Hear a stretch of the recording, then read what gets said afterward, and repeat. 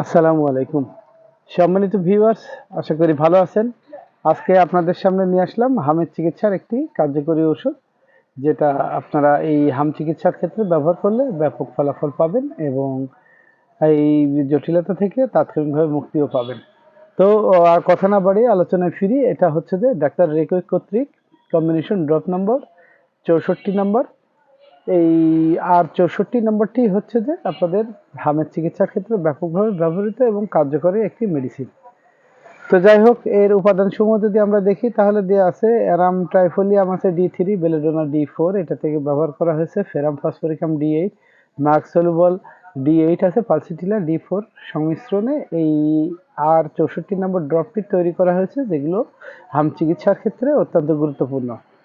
রোগ নির্দেশনায় দেওয়া আছে ষোলশিক ঝিল্লির সব ধরনের প্রদাহ কমায়, বিশেষ করে চোখের প্রদাহ এবং হামের প্রদাহের ক্ষেত্রে এটা কার্যকরী, অত্যন্ত কার্যকরী।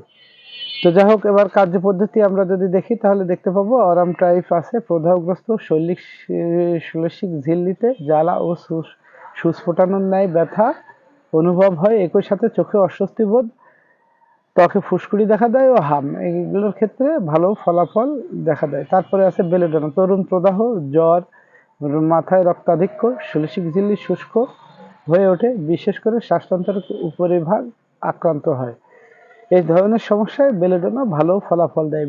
তারপরে আছে ফেরামফস অ্যান্ড মার্ক সলুবল, আঠালো ঘাম এবং ষোলশিক শেল্লা দূর করতে ও আলোর প্রতি অতি সংবেদনশীলতার ক্ষেত্রে এটি কার্যকরী। সেবনবিধি: রোগের তীব্র অবস্থায় ঘন ঘন ওষুধ সেবন করানোর দরকার হয়, তাই শুরুতে 8-10 ফোঁটা ওষুধ পানিতে মিশিয়ে প্রতি 30 মিনিট অন্তর দিতে হবে। শিশুদের ক্ষেত্রে 3 থেকে 5 ফোঁটা পানিতে মিশিয়ে খাওয়াতে হবে। রোগ কমে এলে 1 ঘন্টা অন্তর অন্তর খাওয়াইতে হবে। তো এই ছিল হামের চিকিৎসার জন্য।